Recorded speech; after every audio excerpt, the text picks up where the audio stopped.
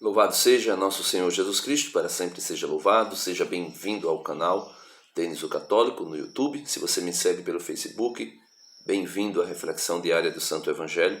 O Evangelho de hoje é tirado de São Marcos, capítulo 6, a partir do versículo 34 ao versículo 44. Só para contextualizar onde estamos, aqui Jesus enviou seus 12 apóstolos em missão. Depois do enviar e durante esse envio, acontece que também João Batista é morto, né? E os apóstolos voltavam de missão.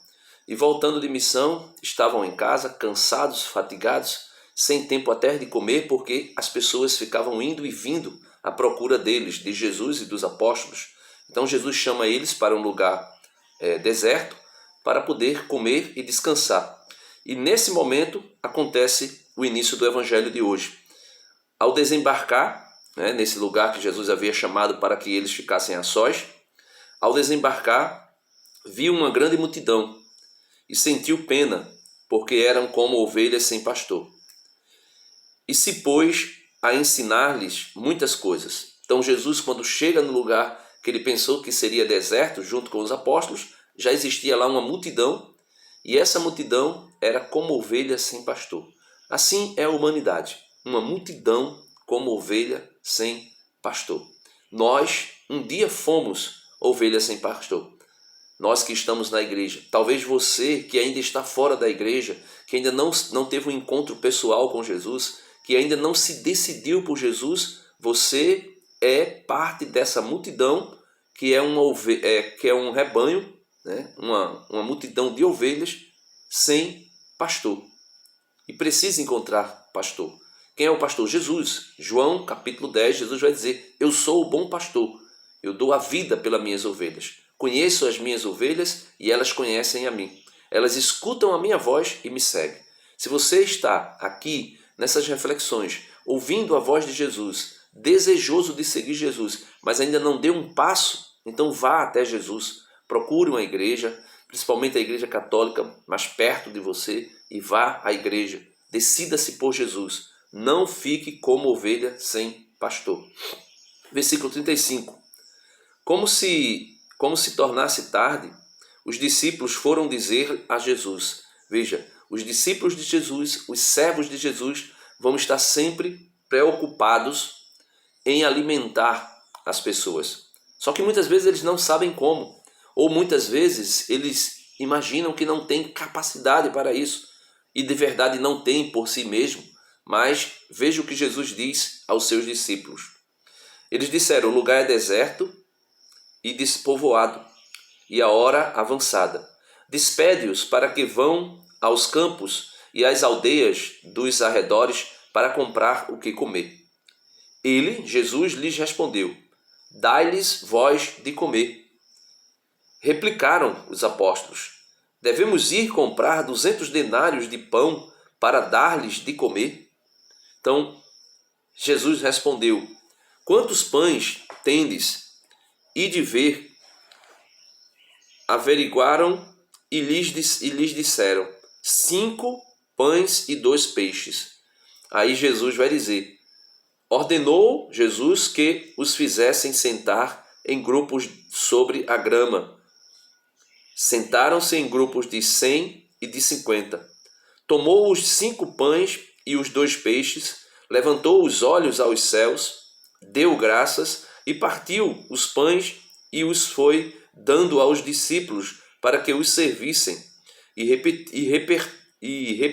repartia os peixes entre todos. Todos comeram e ficaram satisfeitos. Recolheram as sobras dos pães e dos peixes e encheram 12 cestos. Os que comeram eram 5.000 homens, sem contar mulheres e crianças. Então veja, Jesus diz: deem vós mesmo a eles de comer. Ou seja, aqueles que estão na igreja como pastores, os padres, os bispos, os diáconos, eles são responsáveis para dar de comer ao povo.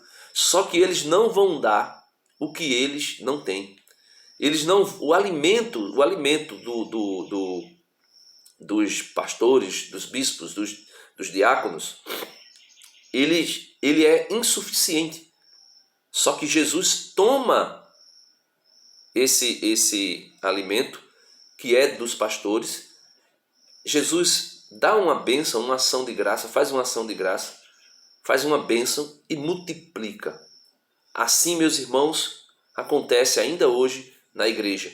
A Eucaristia são elementos, né, da terra, é o pão e o vinho, que não alimentaria. Veja, a hóstia é bem pequena, ela não alimenta o físico como nós pensamos que poderia alimentar, mas ela alimenta a nossa alma, o nosso espírito.